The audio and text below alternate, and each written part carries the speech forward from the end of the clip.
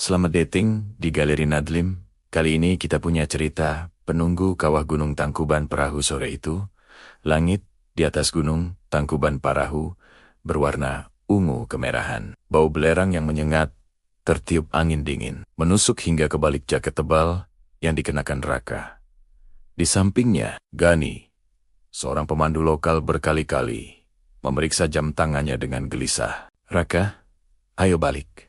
Sudah lewat jam 5. Kabut turunnya cepat kalau begini, tegur Gani sambil merapatkan kerah jaketnya. Raka tidak bergeming. Matanya masih terpaku pada jendela bidik kamera DSLR-nya.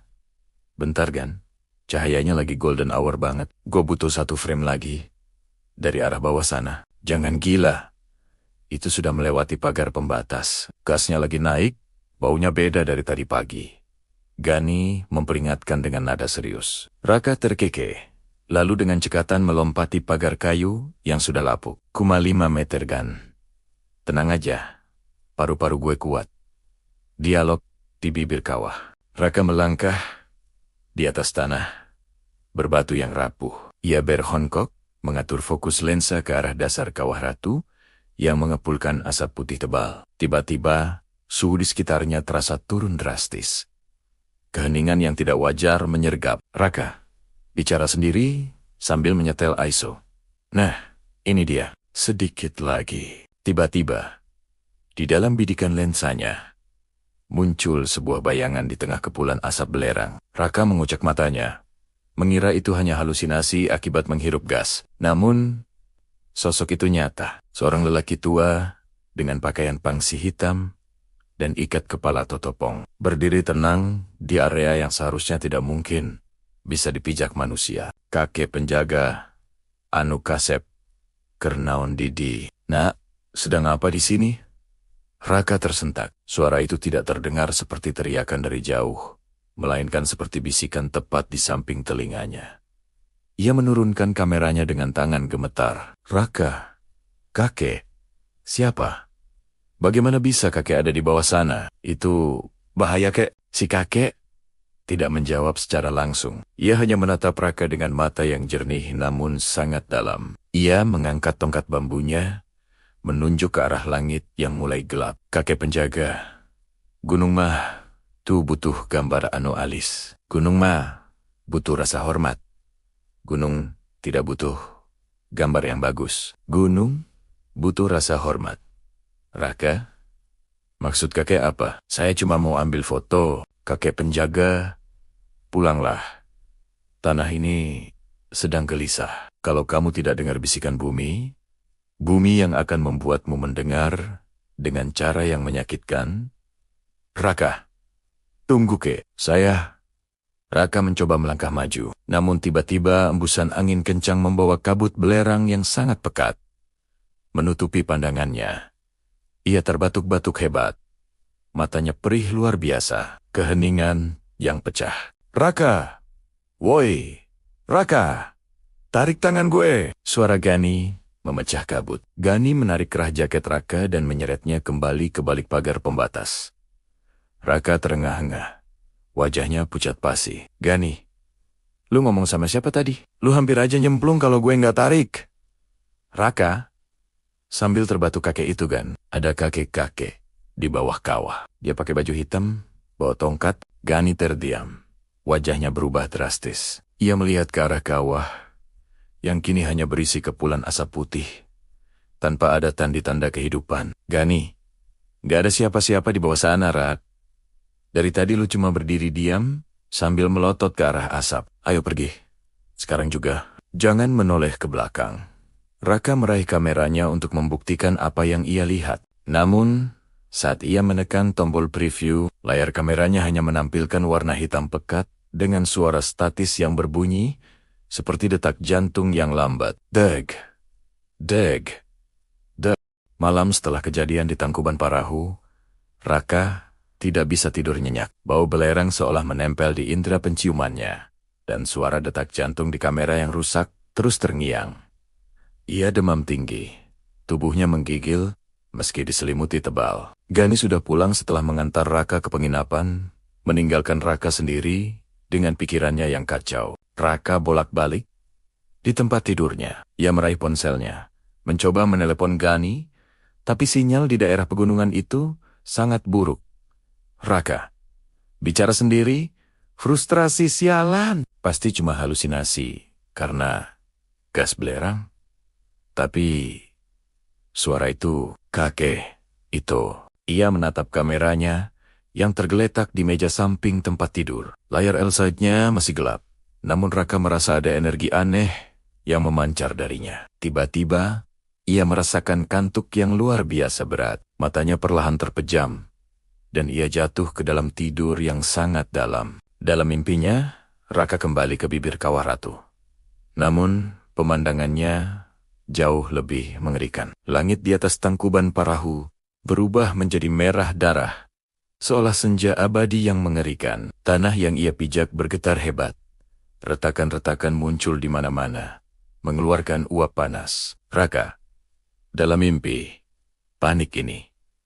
Ini bukan Tangkuban Parahu yang tadi. Dari dasar kawah, bukan asap putih lagi yang mengepul, melainkan pijaran lava merah menyala yang perlahan naik, mengancam untuk tumpah ruah. Suara gemuruh memekakkan telinga. Tiba-tiba, di tengah kekacauan itu, sosok kakek penjaga muncul kembali. Kali ini, ia berdiri tepat di hadapan Raka. Tatapannya penuh peringatan. Kakek penjaga, tah geuning. Kuska rasa gelisahna bumi. Nah, kan sudah terasa gelisahnya bumi. Raka, gemetar apa? Apa yang terjadi, kek? Kenapa? Kenapa gunung ini begini? Kakek penjaga, Sang Kuryang, tidak pernah pergi, nak. Ia hanya tertidur di bawah kemarahan yang dipendam. Kemarahan karena kesombongan manusia yang lupa akan tempatnya. Kakek itu menatap Raka lurus-lurus, seolah bisa membaca setiap pikirannya. Ia lalu mengangkat tangan keriputnya, dan dari telapak tangannya muncul sebutir batu belerang berwarna kuning terang, berbentuk hati yang sempurna. Kakek penjaga, bawa ini. Sampaikan pada mereka yang sombong, bahwa gunung tidak butuh pemujaan.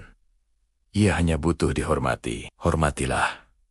Atau ia akan menuntut hormatnya dengan caranya sendiri. Raka mencoba meraih batu belerang itu. Namun saat tangannya menyentuh tangan si kakek, rasa panas membakar, menjalar ke seluruh tubuhnya. Langit runtuh lava menyembur, dan Raka berteriak kesakitan. Raka terbangun dengan napas terengah-engah. Tubuhnya basah kuyup oleh keringat dingin. Demamnya masih tinggi, namun yang paling membuatnya terkejut adalah di telapak tangan kanannya ada bekas luka bakar kecil yang masih merah dan panas, berbentuk persis seperti batu belerang dalam mimpinya. Ia melompat dari tempat tidur, berlari ke arah jendela. Di luar, dini hari masih gelap gulita. Namun, Raka bisa mendengar suara gemuruh halus yang datang dari arah utara. Dari arah Gunung Tangkuban Parahu. Suara itu bukan gemuruh petir, melainkan getaran dalam, seolah-olah bumi itu sendiri sedang bernapas berat. Raka membisik, ngeri peringatan. Ia menatap bekas luka di telapak tangannya. Itu bukan lagi sekadar luka, melainkan sebuah cap dari pesan yang harus ia sampaikan. Keesokan paginya, kekhawatiran Raka menjadi kenyataan. Berita di televisi dan radio mengabarkan peningkatan drastis aktivitas vulkanik Gunung Tangkuban Parahu. Status gunung dinaikkan, dan semua akses ditutup. Para wisatawan dan penduduk sekitar dievakuasi secara besar-besaran. Suasana panik meliputi area sekitar gunung. Raka yang masih demam mencoba berjalan tertiti-titi di antara kerumunan orang yang membawa barang-barang seadanya. Ia melihat Gani di kejauhan, sedang membantu petugas mengarahkan warga. Raka berlari menghampiri Gani. Gani, dengarkan aku. Ini bukan sekadar letusan biasa. Ini peringatan. Gani menoleh melihat Raka yang tampak kacau. Raka, kenapa kamu masih di sini? Harusnya kamu sudah ikut rombongan pengungsi. Demammu makin parah. Raka, aku harus kembali ke gunung kan? Kakek itu. Dia menunjukkan padaku dalam mimpi. Aku harus menyampaikan pesannya. Ini tentang rasa hormat. Raka menunjukkan bekas luka bakar berbentuk belerang di telapak tangannya. Gani memandang luka itu dengan tatapan tak percaya. Luka apa itu? Kamu sudah gila. Rak, tidak ada yang boleh mendekat ke kawah sekarang. Tiba-tiba, suara gemuruh hebat menggelegar dari puncak gunung. Tanah bergetar, dan kepulan asap hitam pekat membubung tinggi. Diikuti hujan abu tipis. Orang-orang berteriak panik, berlarian tak tentu arah. Raka, lihat, itu dia. Gunung itu marah karena kita tidak menghormatinya. Di tengah kekacauan itu, Raka melihat seorang anak kecil, sekitar usia 5 tahun, terpisah dari ibunya. Anak itu menangis ketakutan, batuk-batuk karena menghirup abu, dan berlari ke arah yang salah semakin mendekat ke zona bahaya di area kawah yang sudah dikosongkan. Ibu anak berteriak histeris Rehan. Anakku, jangan ke sana. Tanpa pikir panjang, Raka berlari melawan arus evakuasi. Ia menerobos kerumunan orang, memanggil nama Rehan. Gani mencoba menahannya. Namun Raka sudah terlampau jauh. Raka terengah-engah, batuk-batuk Rehan.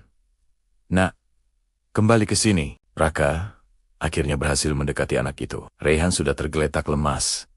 Paru-parunya tak kuat menghirup gas beracun. Raka mengangkat Rehan.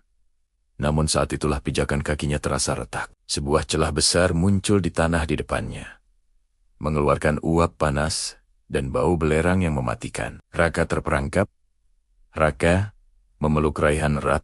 Putus asa? Tidak. Di saat-saat kritis itu, di tengah kabut asap dan gemuruh, sebuah bayangan muncul. Sesosok kakek penjaga berdiri tenang di tepi retakan yang menganga. Tongkat bambunya kini tampak bersinar redup. Ia menatap Raka, lalu melambaikan tongkatnya perlahan. Ajaibnya, asap belerang yang tadinya mengepung Raka dan Rehan seolah terbelah, membentuk koridor udara bersih. Retakan tanah di bawah kaki Raka pun berhenti melebar. Kakek penjaga, hormatilah jiwa yang bersih, seperti kamu yang berani menyelamatkan. Itu yang gunung butuhkan. Raka, dengan sisa tenaganya, merangkak melewati koridor udara itu, membawa Rehan ke tempat yang lebih aman. Ia berhasil keluar dari zona berbahaya, disambut oleh Gani dan tim SAR yang bergegas menghampiri. Setelah Rehan diserahkan ke ibunya, Raka menoleh ke belakang untuk mencari kakek penjaga. Di puncak tertinggi yang kini diselimuti kabut tebal,